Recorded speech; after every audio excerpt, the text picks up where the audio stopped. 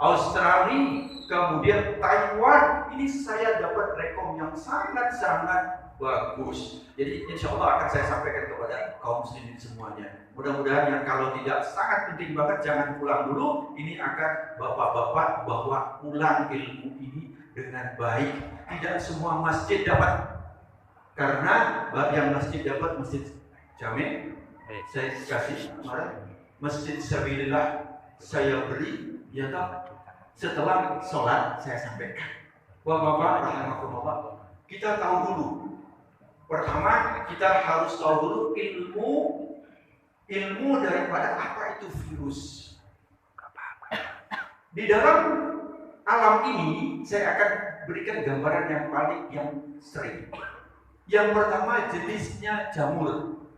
Jenis jamur yang disebut dengan semi. Mungkin pernah mengalami kena fumi atau kena jamur apa yang kalau ada putih-putih di badan apa itu? Panu, kadas. Pernah nggak ada apa dari rumah sakit itu Pak ini satu badan kena panu kemudian dijemput ada? Nggak ada kan? Oke. Ini apa kurang pas? Ini diganti. Coba. Halo, iya. Cukup ini? Yang tadi kurang pas ya?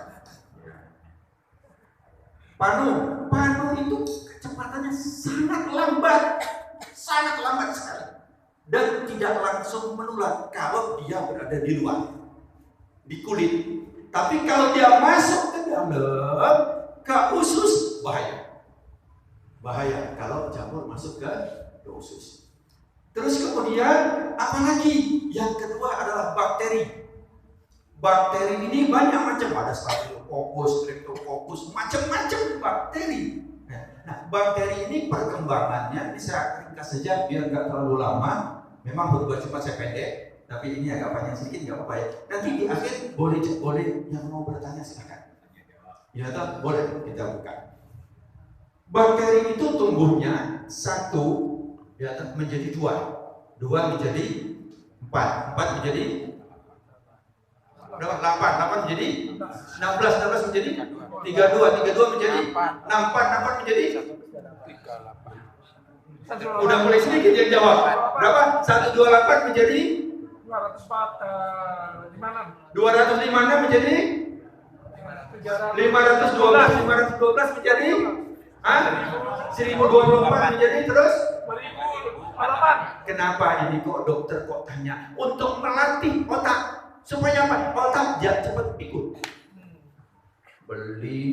Belanja 100.000, belanja 67.300, kasih uang 100.000 sebentar. Saya bilang susut segitu, nanti dulu keliru takut. Biasa pakai kalkulator, ini tidak dipakai. Kalau mau cepat supaya tidak cepat ikut, pakai ini. Habibie, mantan presiden kita adalah beliau terbaik. Beliau pernah merangsang kita orang Indonesia ini hebat.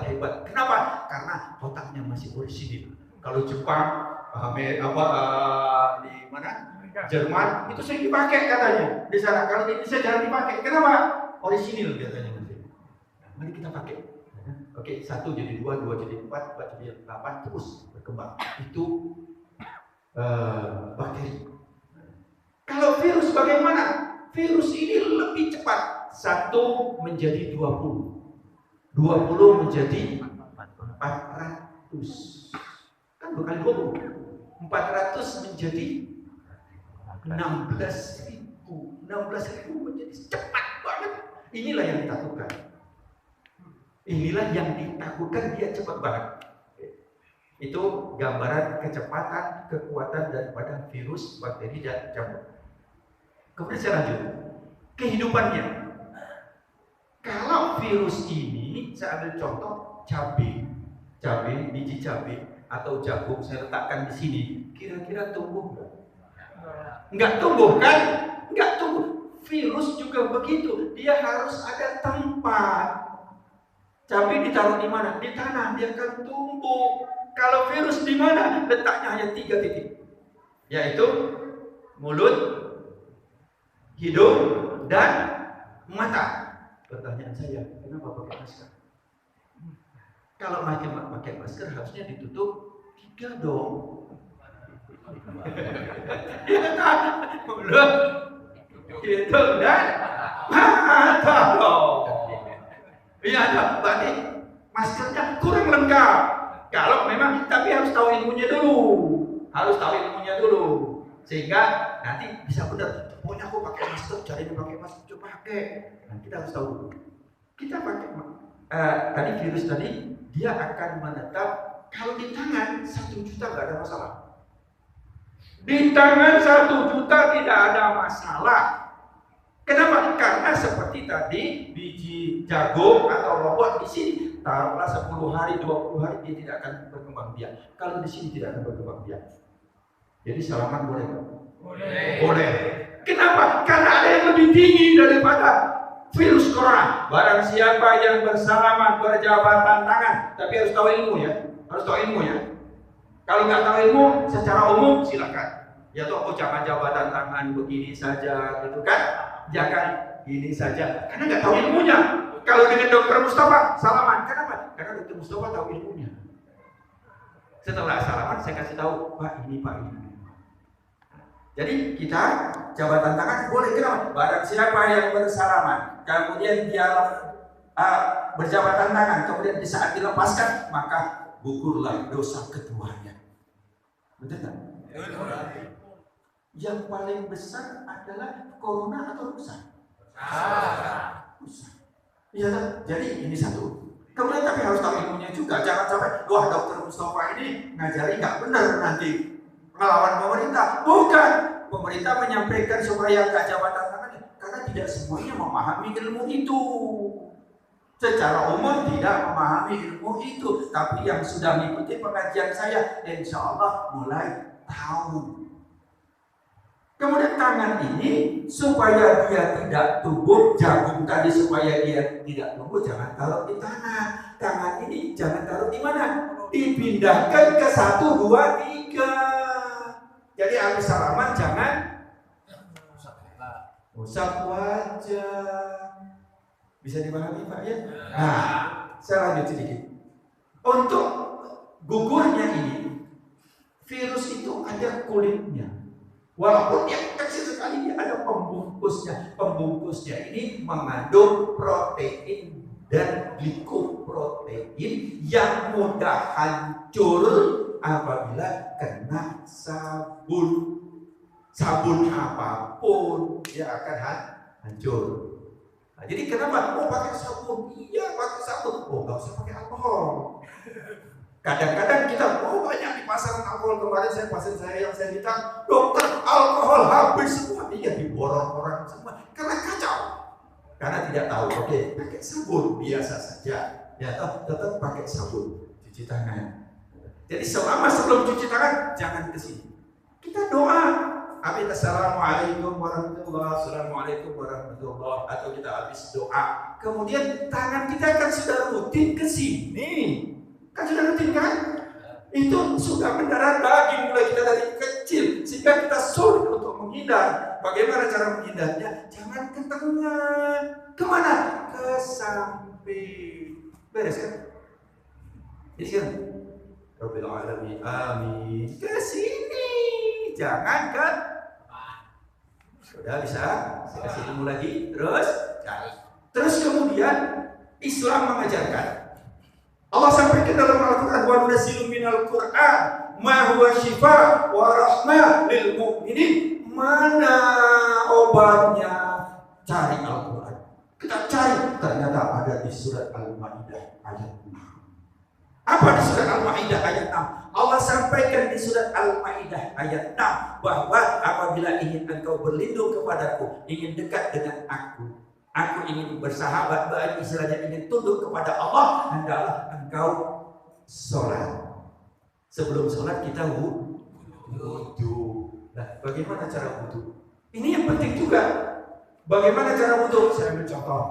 Ini air redam. Yuk. Air redam ini untuk nyuci baju, untuk nyuci piring, sama untuk wudu, sama nggak? Sama nggak? Sama. Nanti setelah saya sampaikan nanti mesti beda. Sama ya, kalau menurut saya beda. Bapak kemarin Ramadan puasa mulai dari terbit fajar sampai terbenam matahari. Hari ini yang ada puasa Syawal mulai dari terbit fajar sampai terbenam matahari. Mungkin ada yang belum makan mulai dari pagi terbit fajar sampai terbenam matahari. Sama nggak ketiga ini? Sama nggak? Puasa sunnah 100 kali bisa nggak membayar puasa wajib 1 kali? Bisa?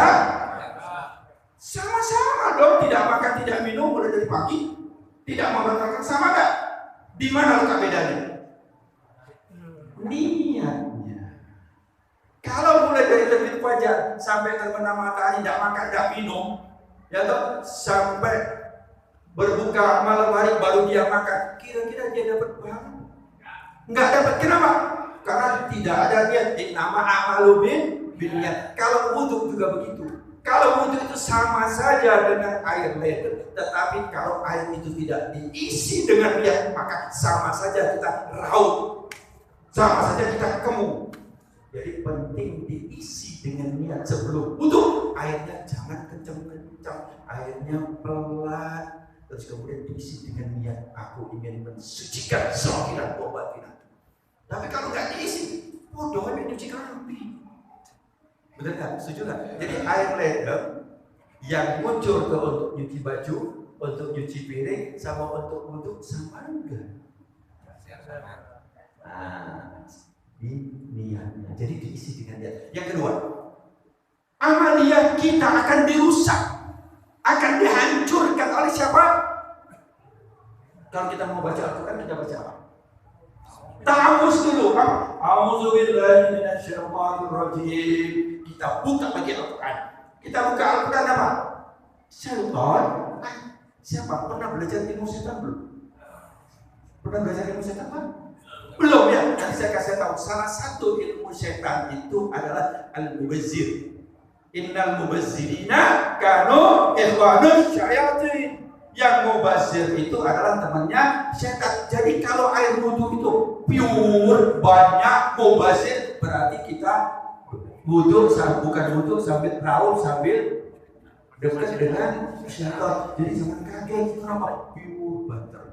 Jadi kalau wudhu airnya pelan, ya biar juga masjidnya bayarnya nggak terlalu banyak. Di rumah juga nggak terlalu banyak. Pure, kok banyunya dikit? Nggak lego. Nggak lego. Kita nggak lego apa kepingin wudhu, kepingin untuk jauh daripada setan, untuk mendekat kepada Allah Subhanahu wa Ta'ala. Setuju?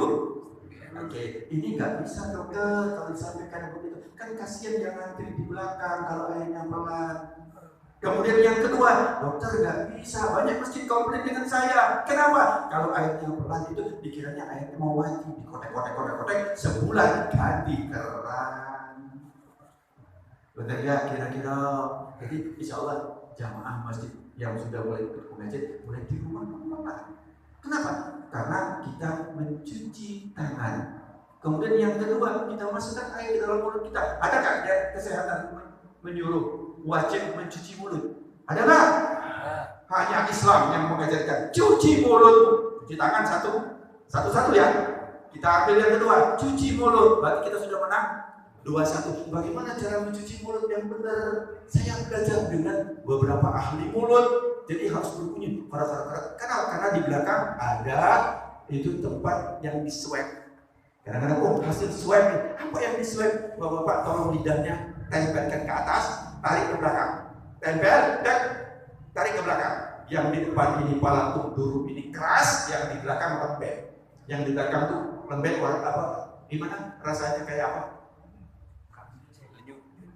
Lunyu yang di depan, yang di belakang.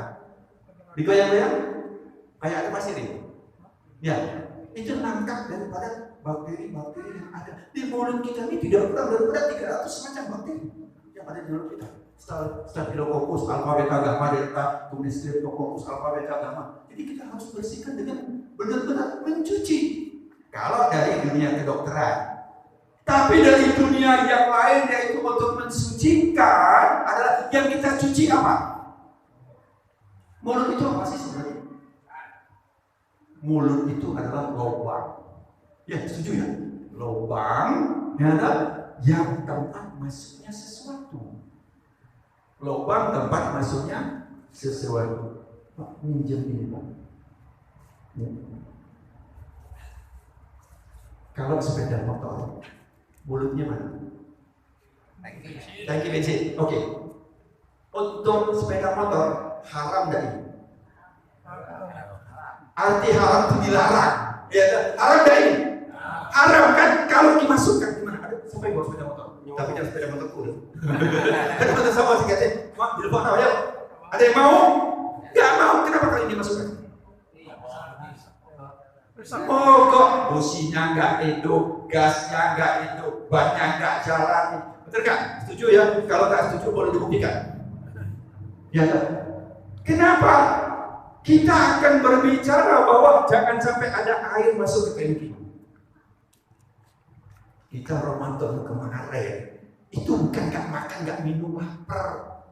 Kami sampai bila selalu dalam jual banyak yang melaksanakan puasa Ramadan tapi nggak dapat apa-apa kecuali dapat lapar dan haus.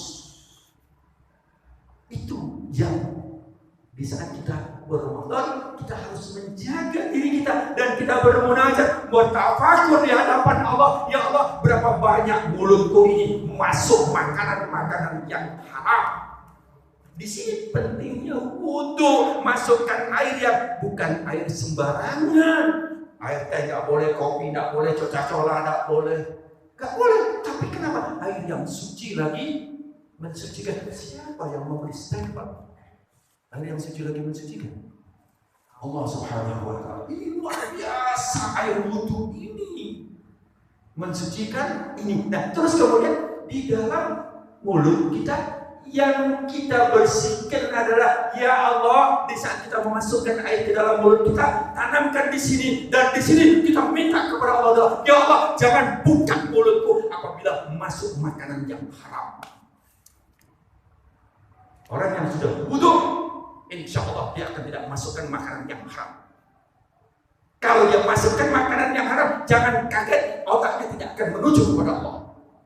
Allah akan tutup barang siapa yang memasukkan makanan satu suap, masukkan makanan satu suap yang haram, maka dia 40 hari 40 malam tidak akan didengar oleh Allah Subhanahu Wa Taala.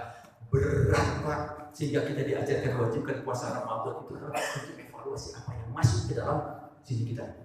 Bapak-bapak rahimakumullah yang di depan saya ini, ya toh, atau termasuk saya, ada nggak yang di sini mantan? Kan banyak yang keluar kan kemarin dari penjara kan? Ya toh banyak keluar kan? Ada nggak di sini mantan pencuri? Hah? Nggak ada ya?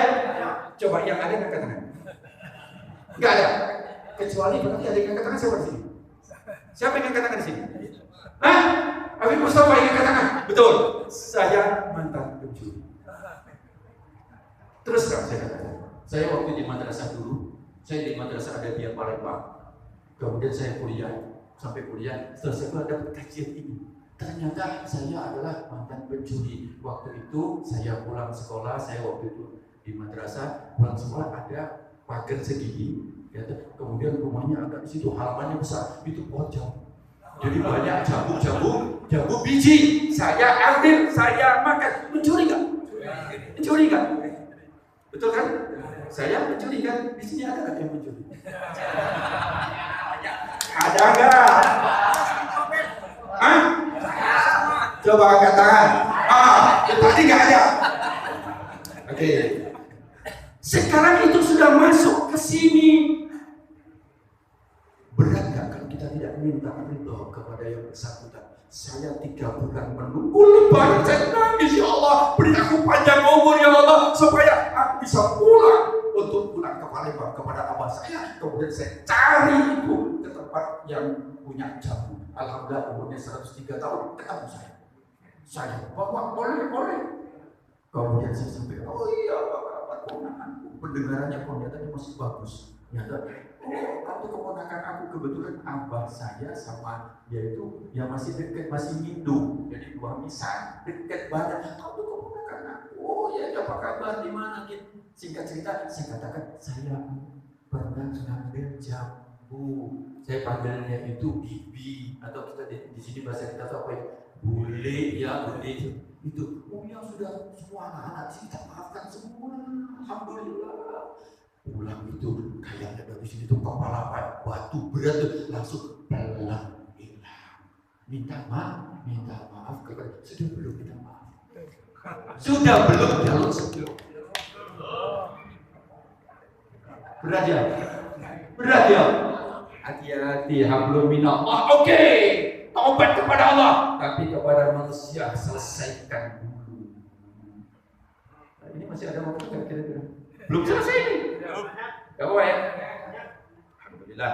Oke, masih bisa diterima. Kita lanjut ya. Terus kemudian yang kedua, yang kita cuci bukan mulut, tapi yang keluar juga. Yaitu apa? Lisan. Sudah berapa banyak lisan kita menyakiti orang lain? Sudah berapa banyak ini sehingga kita minta kepada Allah di saat air masuk, ya Allah jangan buka mulutku, jangan gerakkan lidahku, jangan gerakkan bibirku apabila aku tidak kepadamu, tidak ridho kepadamu ya Allah. Jadi kalau butuh pelan-pelan, kadang-kadang saya ditanya takbir masjid, dok kalau gitu Jakarta dok, terpaksa orang antri panjang, gak apa-apa.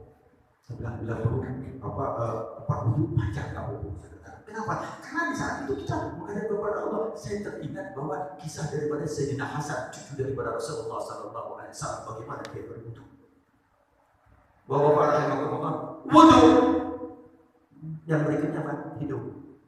Hidung ini penting. Bagaimana cara istinsaq? Cara istinsaq adalah masukkan air sampai ke sini, kemudian keluarkan. Bulu hidung. Bapak-bapak rahimahumullah. Pernah main penggaris dikasih di rambut, pernah ya? Kemudian dikasih kertas, dia akan ada magnetnya. Partikel-partikel yang masuk ke dalam hidung satu hari itu berapa banyak? Enggak banyak, 20 miliar per hari. Kalau Allah tidak siapkan bulu hidung, Allah tidak siapkan lendir di sini, maka kita tidak akan lama, umur 10 hari hebat. Tapi Allah jaga kita, Allah perhatikan kita, Allah lindungi kita dengan kasih sayang dan cintanya kepada kita. Kalau bulu hidung, bulu hidung ini tolong jangan main-main, jangan cabut. Sering nyebut jangan, tapi kalau yang dia keluar gunting saja. Kalau dia ada bulu hidung, itu dia cabut. Di sini ada pembuluh darah yang dia akan langsung tembus ke otak, biasanya kejam kemudian langsung tidak terkejar walaupun rumah sakit itu. Jadi jangan dianggap enteng. Kemudian kalau dia masih hidup kita bersihkan. Sekarang saya tanya, berapa sudah? 3-1. Islam hebat tak? 3-1. Bagaimana mau nyusul? Nanti sampai sekian banyak. 3-1. Masukkan ke hidung kemudian dibersihkan 3 kali. Ini akan bersih. Sholat subuh. Antara subuh dengan zuhur berapa jam? Kembali saya sebutkan. Masa virus corona apabila dia masuk ke hidung, nempel ke hidung, dia bertahan 3-4 jam. Belum dia langsung duduk masuk ke dalam enggak? 3-4 jam. Kita lihat ya, subuh ke zuhur ada berapa jam? 7 ya, kira-kira jam 4 sampai jam 12 lah ya. 7-8 jam ya, 7,5 jam. Terus kemudian kita sholat duha jam 8. Berarti kita wudhu lagi kan? Kita bersihkan, hilang. Kemudian antara zuhur dengan asar berapa jam? 3 jaman juga. Bersihkan lagi, hilang. Antara asar dengan maghrib, maghrib dengan isya, antara isya dengan subuh ada sholat tahajud, ada kita mau wudhu lagi waktu kita mau tidur. Kira-kira bersih nggak sih corona? Bukan hanya corona, tapi virus-virus yang lain sudah mulai tenang, bapak-bapak. Nggak bingung kan? Kemudian kenapa kita masker? Sebelum saya wajah ya, kenapa kita pakai masker? Virus corona ini dia tidak melayang-layang, tidak. Dia adalah menularnya melalui droplet, artinya percikan-percikan batuk, kemudian bersin. Berapa sih kecepatan batuk? Kecepatan batuk itu orang cukul batuk 90 sampai 150 kilometer kecepatannya. Tas 70 meter per detik. 70 meter ya lumayan dari mana? Nah, terus kemudian apabila pakai masker di saat dia batuk, dia tidak akan keluar dengan nempel di masker. Jadi pakai masker berguna untuk apa? Kalau kita batuk dia tidak keluar, sehingga sebenarnya yang pakai masker itu adalah orang-orang yang sakit. Supaya tidak menular, tapi kita kan tidak tahu sakit apa tidak. Kita kan tidak tahu sakit atau tidak, maka pakai masker itu lebih baik. Satu. Kemudian yang kedua adalah kita kalau ini orang masuk masjid itu sudah bersih, asalkan cara wudhunya benar. Ini kumur kepak-kepak aja, wudhu itu masukkan ke dalam sampai ke belakang. Kenapa? Karena bakterinya, virus itu ada yang di tempat melengkung ke belakang, yang lembek, yang rasanya kasar itu. Tapi kalau kita pepet ke depan, itu belum kena yang dalam. Jadi cara wudhunya juga harus betul-betul masukkan ke dalam. Korok-korok sedikit ya, supaya itu dibersihkan. Oke, saya lanjut. Kemudian juga hidung kadang-kadang. Kenapa? Enggak enak aku. Jangan masukkan ke dalam banget. Masukkan dikit, just kemudian keluarkan kanan kiri. Kalau seandainya di sini ada virus 1000, ada 1000, terus kemudian terbuang 600, masih 200 kan? 200 akan memberikan memori pada otak, kemudian dia akan mengeluarkan antibodi. Enak kan? Kalau sudah tahu ilmunya. Oke, kita lanjut. Terus kemudian wajah. Ini wajib sudah mulai. Yang tadi hukumnya sunnah. Ya, sekarang wajah. Wajah itu apa sih? Yang penting adalah kita harus tahu dulu. Jadi harus ini tempat tumbuh rambut atau dada ubun-ubun ini sama ini. Di saat kita wudhu itu jangan sampai ada yang kelewatan. Jangan sampai ada kelewatan. Biasanya kelewatan ada 6 tempat. Secara singkat 1, 2, 3, 4, 5. Bagaimana cara wudhunya? Boleh saya dipegangkan sedikit? Siapa? Monggo. Nggak penting Pak, ya, lebih tua dari saya ini, nggak apa-apa yang megang. Oke. Jadi cara wudhu, air letakkan di sini, letakkan pelan-pelan. Setelah dia penuh, kemudian naikkan ke atas sini, turunkan ke bawah. Airnya pasti turun ke bawah. Turunkan ke bawah. Setelah turun ke bawah, ini jempol kanan mencari batas ini, mencari batas ini. Bentar, lihat saya dulu, sebentar, nanti baru kita praktek. Ini letakkan atas sini, turunkan ke bawah, gini. Kemudian setelah ini kena, ini dapat yang jempol ini ke sini, ini buka, ini terus ke bawah sini. Ini yang jempol ini mencari ini, nanti kalau sudah biasa gampang. Ini kemudian putar ke sini, ini mencari ini, kan sudah kita kasih batas. Ini selesai. Oke. Yang sudah kena 1, 2, 3. Kemudian mana lagi yang belum? Ini. Nah, jadi sudah pada posisi ini, kemudian ini, terus kemudian ini mengulangi yang ini. Saya ulangi lagi, monggo pelan-pelan. Naikkan ke atas, gini, turun ke bawah, gini, ke sini, putar. Setelah putar, kemudian ini boleh, kemudian ini. Setelah itu kita kembalikan lagi ke sini. Saya mempelajari ini, saya latihan ini, sudah saya uji coba dengan sabun.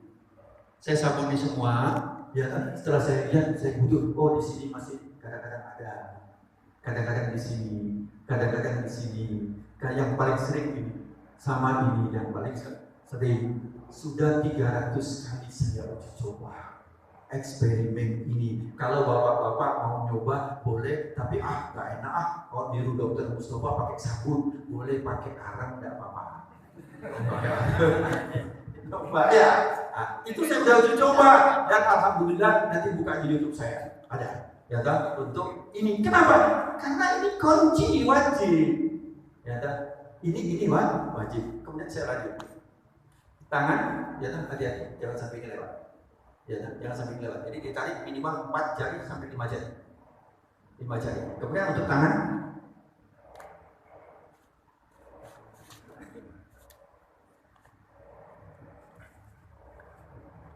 ambil air, isi, terus kemudian setelah diisi agak turun gitu, biar yang sana dia sampai ada air begini, ya air begini, terus setelah terisi dua-duanya, kemudian ini agak diangkat, ini tarik di bawah, dan ini udah positif pasti kena. Setelah gini, kemudian gini.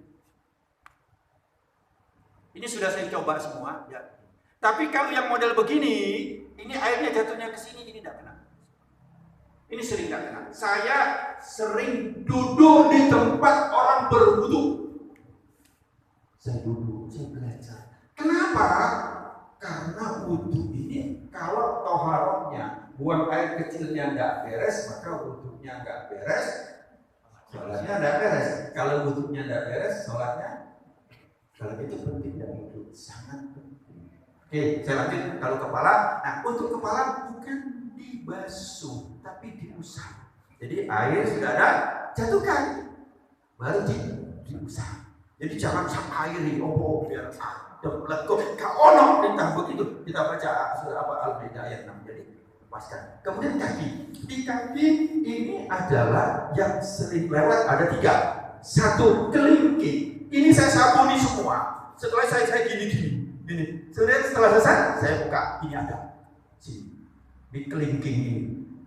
Jadi gimana? Harus di sela-sela. Jadi tempat wudu harus ada pegangan. Kalau tempat wudu yang berdiri harus ada pegangan. Tapi yang enak tempat duduk, ada duduk. Kalau wudu ada beberapa masjid dibongkar tempat wudhunya yang duduk. Kenapa? Gak bisa duduk basah. Kenapa? Karena bajunya beyong, obal, pulang basah. Ya orang mau duduk ya kayak ngompol basah. Ya, untuk yang benar tempat wudhunya ini lebih enak. Kenapa? Di saat kita wudhu itu kita menikmati, ya Allah cuci mulutku ya Allah, yang selama ini makanan yang masuk minta kepada Allah itu. Ya, jadi kita di situ merupakan ibadah yang betul-betul kita harus istiqomah, harus makna. Jangan pure aja. Karena kalau kurang sedikit, Rasulullah sampaikan ini. Siapa yang akan membersihkan kalau tempat itu tidak enak? Api neraka yang akan membersihkannya. Mau kira-kira? Tidak mau. Kalau begitu, air wudu adalah seperti pelaminan.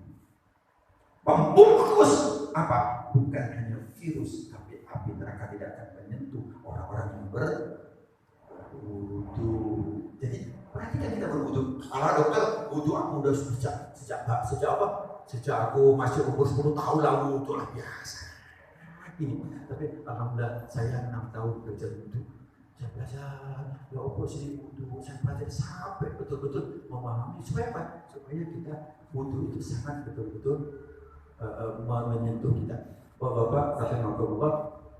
Kemudian setelah kita masuk ke tahu virusnya, tahu wudu. Nah, kalau seandainya kita ada gejala-gejala batuk, pilek, ya, terus kemudian ada demam, mungkin virus itu turun ke bawah. Turun ke bawah kemana? Ke tempat ini tadi. Nah, bagaimana cara membersihkan ini? Kita kan nggak tahu. Ya, bagaimana cara membersihkannya? Membersihkannya adalah dengan air hangat. Dengan air hangat. Jadi jangan minum air dingin. Di atas 50 derajat. Kalau suhu biasa ini di atas 27, 28, makanya kadang-kadang disuruh jemur kan jam 10 gitu ya. Sebenarnya ini kita harus naikkan aja, kita masukkan air hangat setiap hari. Jadi jangan minum es dulu selama ini. Wah nggak lego, nggak minum es, jangan minum air hangat. Ya, kemudian itu akan reaksinya begini, air hangat itu akan menguap. Uapnya akan menggelontorkan lendir-lendir yang ada di belakang, terus kemudian dia akan jatuh, kemudian masuklah ke lambung. Di lambung akan dihancurkan dengan pH yang sangat rendah, 3,5 sampai 3,5, sangat asam.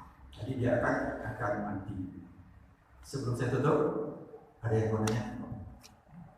Pasti ada yang mau nanya. Virus itu mengenal warna?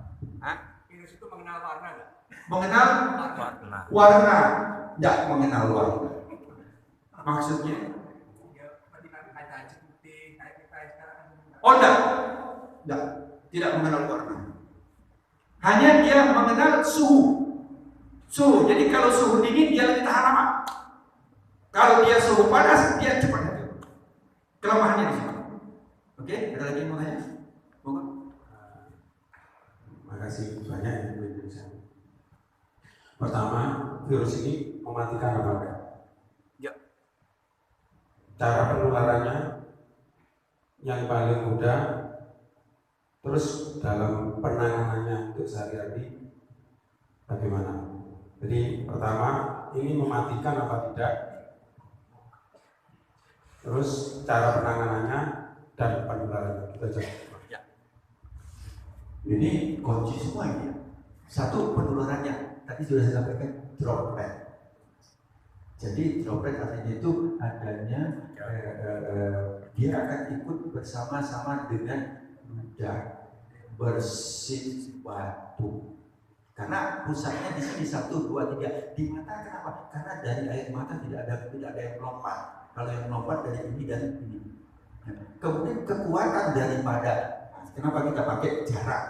Kekuatan daripada seseorang yang cur, ya kan seperti saya ini maksimal 1,8 sampai 2 meter jauhnya. Sehingga ada satu pendapat bahwa bagaimana kalau kita sholat itu dijarangkan. Ya kan dijarangkan kan? Kenapa saya tadi rapat? Gak ada masalah. Kenapa? Saya kasih ilmunya sekarang. Gitu. Dengan satu syarat, jangan ada yang batuk. Jangan ada yang batuk. Nah kalau ada yang merasa batuk, lebih bagus pakai helm.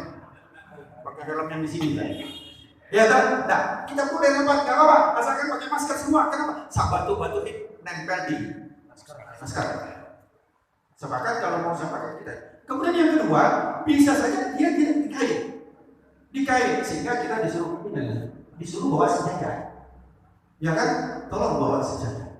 Kenapa? Karena kita tidak tahu di sini ada virus apa enggak. Cara bawa sejadahnya adalah kalau yang kecil posisinya kayak kita sujud di sini. Sini kan? Kemudian kelipatnya bagaimana? Ini penting. Jangan sampai digulung. Kenapa? Karena ini posisi di bawah tadi. Kalau kita gulung dia akan masuk ke dalam. Caranya adalah dengan cara dilipat. Maka yang dalam ketemu dalam, yang luar ketemu luar. Setelah itu begini selesai. Kalau sejadah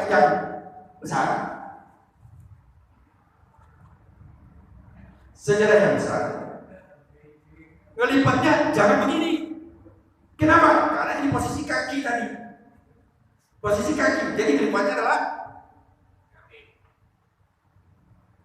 setelah itu mau dilipat begini silakan. Setelah jadi begini cara melipat. Ini saya pelajari ini tahun 2003. Saya cerita tahun 2003 saya waktu ada di Madinah itu banyak sekali yang batuk di Masjid Nabawi yang sudah pernah umroh sebelum haji itu batuk cekal batuk banyak sekali karena dari berbagai negara. Saya memaklumi karena ditutup Madinah dan Mekah karena saya tahu bagaimana karakter saya dari bidang kesehatan. Tapi ada beberapa yang mengisi manasik ngomong wah nanti di Madinah itu ada batuk barokah. Sebagai seorang dokter nggak terima kok batuk kok barokah gitu loh. Hati nurani saya kapan? Maka saya nggak terima pak batuk barokah. Alhamdulillah hari kedua saya minta ya Allah tunjukkan beri aku ilmu ya Allah. Alhamdulillah ada satu orang waktu saya iktikaf antara zuhur dengan asar, ada saya iktikaf kira-kira agak jauh, ada yang batuk terus kemudian selesai saya perhatiin saya kemudian dia nggak bawa tisu, dia pakai tangan.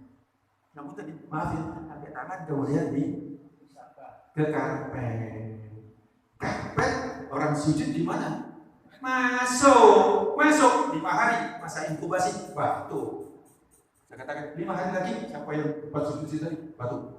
Kenapa? Karena nggak bisa dibohongi, dia mudah sekali untuk masuk ke sini. Sehingga pasang sejadah. Kalau nggak mau sejadah, mungkin ada yang lupa, ada yang malas, ada yang ngeyel, macam-macam ya. Mesti buatkan aja yang putih.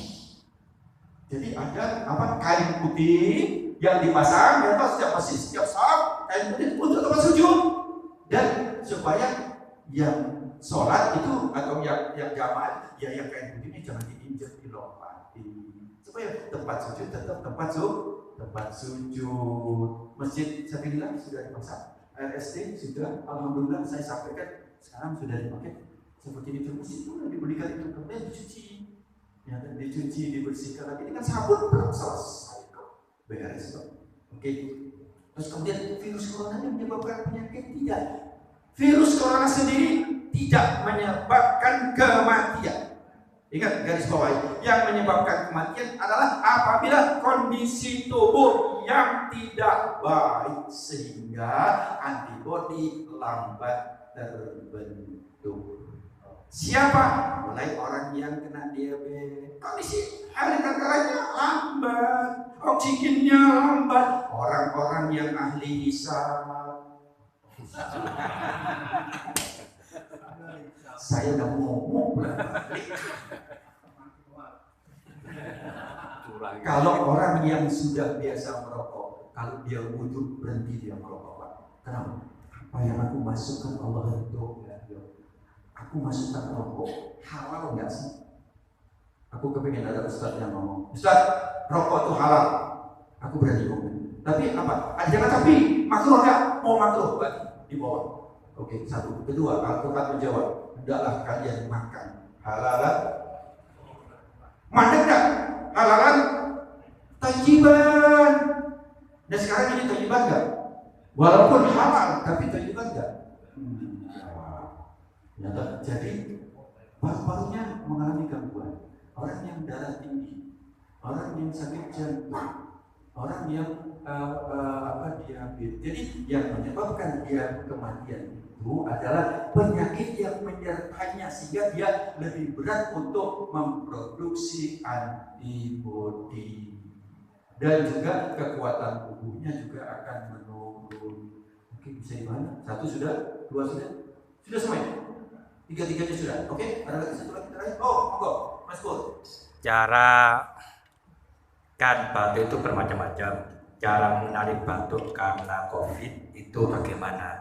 Kemudian bagaimana ketika menemui seseorang misalnya punya riwayat penyakit sebelumnya, entah itu gangguan pernafasan atau batuk atau pusing, kemudian dia nekat ke masjid dan tidak menggunakan APD. Itu karena dia menghukumi masjid adalah tempat yang suci, tempat yang menyehatkan, tapi dia nekat dengan kondisi sudah punya riwayat penyakit. Apakah dia termasuk dolim atau masih dibolehkan hal yang demikian? Iya, terima kasih. Ini bagus banget. Jadi ini pertanyaan bagus banget. Perlu kita berikan pengertian bahwa COVID ini hampir tidak jauh beda dengan flu. Jadi kita tidak bisa membedakan antara flu dengan COVID. Virus ini sama, virus influenza. Kemudian yang kedua adalah lebih bagus kalau dia memang ada gejala itu batuk atau begini, sebagusnya dia istirahat aja di rumah. Kalau terpaksa ngeyel juga kita bagikan masker, Pak, Bapak pakai masker aja supaya apa? Supaya Bapak lebih aman. Ya, jadi kita kondisi terus ya, kita berikan ini. Kadang-kadang dari dua sisi jalan ini ada yang bersikeras seperti ini. Oh, aku yakin dengan Allah, betul, tidak salah. Tapi Allah juga beri ilmu ini harus betul-betul kita tahu sehingga kalau kita tahu gampang agama dan Islam itu Islam dan ilmu itu sangat gampang banget, sangat mendukung banget. Kalau sudah tahu seperti ini kan nyaman kan. Pakai masker monggo, dijaga jarak monggo. Jadi kita sudah tahu anunya, tetapi kita sudah tahu juga bersalaman monggo, tapi dengan satu syarat, harus tahu ilmunya. Jangan pindah ke sini. Ya, kita ini dengan langsung cuci tangan, jangan sering-sering cuci tangan pakai alkohol. Kenapa? Karena akan terjadi iritasi. Cukup dengan air mengalir, kita tahu air mengalir dia virusnya akan jalan, tidak nyengkam. Virus itu tidak nyengkam. Ya, kalau tidak kayak kepiting gini. Ya, kalau kena air kan larut, selesai. Bahkan dia jalan, tapi pakai sabun lebih cepat. Dalam beberapa detik dia selnya kulitnya akan pecah, kemudian dia tidak berfungsi sama sekali. Oke, ada lagi cukup mungkin? Alhamdulillah, Bapak rahimakumullah. Kalau masih ada yang mungkin mau bertanya, nanti telepon saya aja. Ya, kita kasih nomornya atau ditulis, monggo silakan. Dan ini saya ingin mencerahkan bahwa saya tidak ingin Islam dipinggirkan. Demi Allah saya tidak akan lakukan itu. Tetapi saya juga tidak akan memikirkan orang-orang yang punya ilmu. Karena teman-teman saya dokter-dokter itu, bahkan adik saya pun dia adalah ketua tim daripada COVID. Dia seorang dokter ahli paru-paru di Palembang, Sumatera Selatan. Jadi saya tahu persis bagaimana perjuangan daripada para dokter. Saya tahu persis. Ya, saya berada di dalam itu, saya tahu persis bagaimana makin api itu lumayan Pak. Jadi mari kita semuanya berdampingan, tetapi masyarakat juga harus cerdas mencikapi. Jangan mentang-mentang udah kasih tahu gampang, itu bukan seperti itu. Tapi harus ada batasan-batasan yang jelas. Bahkan saya ingin kalau memang masyarakat betul-betul Pemda ingin menegakkan kalimat taqwa la ilaha illallah Muhammadar Rasulullah, yang orang tidak boleh lewat sini pulang. Kalau nggak KTP pulang, coba mari buka KTP orang Islam. Orang Islam banyak nggak di Malang? Banyak KTP-nya, tapi setiap kali saya lewat di Rampal, di depan Rampal sebelah sana itu tempat kafe-kafe itu penuh. Saya setiap kali berdua Jumat saya lewat itu mesti penuh, tidak kurang daripada 120 sampai 200. Itu katanya Muslim. Ini yang akan merusak daripada azab Allah Subhanahu wa Ta'ala. Kenapa? Karena dia mengaku situ Islam, tetapi dia tidak sama sekali bukan laku dihukum oleh. Kalau dia agama lain silakan, sudah jelas. Tapi yang memberatkan adalah dia mengaku Islam, tetapi dia tidak menegakkan Islam. Nah ini yang perlu Pak. Kadang-kadang saya malu Pak, malu. Kenapa? Kadang-kadang merokok, kadang-kadang makan di tengah Ramadan. Anak saya katakan, nak, kau tidak puasa. Iya Pak, saya dalam keadaan halangan hari ini Pak, menstruasi. Kamu jangan tampakkan makan di depan Abang. Nyinyit kalau mau makan itu akhlak santunnya kepada orang yang berpuasa. Jadi kepada kita, kalau atau istri kita misalnya masih datang bulan atau libur, itu nggak boleh. Oh dia mungkin nggak apa-apa di depan kita. Oh jangan, kau sini tak makan, kau ambil sini kau makan. Jangan sampai ada di depan orang yang berpuasa sampai seperti itu. Sekarang sudah dipamerkan aku tak sholat. Aku pamer masjid ribu, ya mestinya masjid malam ini kurang banyak Pak, supaya Pak nggak cukup sebenarnya di luar semuanya yang nggak sholat Pak, nggak cukup. Dan nanti kadang-kadang hanya berdoa ya Allah, Mas Pur dan kami masjid saya minta tolong sebelum acara Jumat sampaikan Pak, sampaikan doa kepada saudara kita yang belum sholat. Ya Allah, bukakan, ya Allah, bukakan hati saudara-saudara kita yang belum Kau bukakan, ya Allah. Doakan ya, kita doakan mudah-mudahan insya Allah beliau itu sebelum dipanggil Allah, sebelum dia cepat-cepat untuk memenuhi panggilan Allah untuk sujud kepada Allah Subhanahu wa Ta'ala. Amin. Al-Fatihah. Bismillahirrahmanirrahim. Alhamdulillahirabbil alamin. Ar-Rahmanir Rahim. Maliki yaumiddin. Iyyaka na'budu wa iyyaka nasta'in. Ihdinas siratal mustaqim. Siratal ladzina an'amta 'alaihim ghairil maghdubi 'alaihim waladdallin. Amin. Sebelum saya tutup doa, terakhir saya ingin sampaikan bahwa virus ini akan tercegah dengan antibodi. Antibodi itu ada pada tubuh kita. Bagaimana cara meningkatkan antibodi? Cara meningkatkan antibodi adalah senam tangan dulu. Jadi tangan kita ini kita senam. Saya punya senam tangan ini 40 macam ada. Tangan tong. Jadi mulai monggo tangan kita buka begini, kemudian diginikan gini. Yang ini dulu, yang ini dulu. Terus sampai 10, 1, 2, 3, 4, 5, 6, 7, 8, 9, 10. Kanan kiri. Nah, terus kemudian setelah itu baru genggam 1, 2, 3, 4, 5, 6, 7, 8, 9, 10. Setelah itu genggam jangan dibuka keras-keras 10 kali. 1, 2, 3, 4, 5, 6, 7, 8, 9, 10. Sekarang mulai yang dibuka 1, 2, 3, 4, 5, 6, 7, 8, 9, 10. Kemudian buka tanpa tutup keras-keras 1, 2, 3, 4, 5, 6, 7, 8, 9, 10. Lumayan.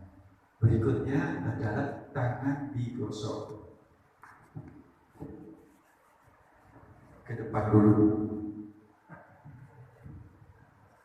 ke depan dulu, gini, tangan digosok ke depan. 1, 2, 3, 4, 5, 6, 7, 8, 9, 10. Setelah selesai itu kemudian dilawan. 1, 2, yang kanan menggosok yang kiri. 1, 2, 3, 4, 5, 6, 7, 8, 9, 10. Dibalik. Yang kiri jalan 1, 2, 3, 4, 5, 6, 7, 8, 9, 10. Terus kemudian diputar, balik ini diputar. 1, 2, 3, 4, 5, 6, 7, 8, 9, 10. Jari-jarinya 1, 2, 3, 4, 5 ke sana, terus kemudian dibalik. Nah, arahnya dibalik. Ini sudah yang ini. Sekarang yang muter yang ini. 1, 2, 3. Ini dilakukan terus, insya Allah mulai terasa badan hangat.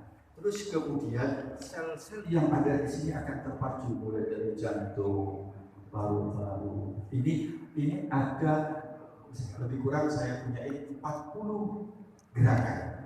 40 gerakan. Mulai dari gerakan yang begini 1, 2, 3, 4 yang begini.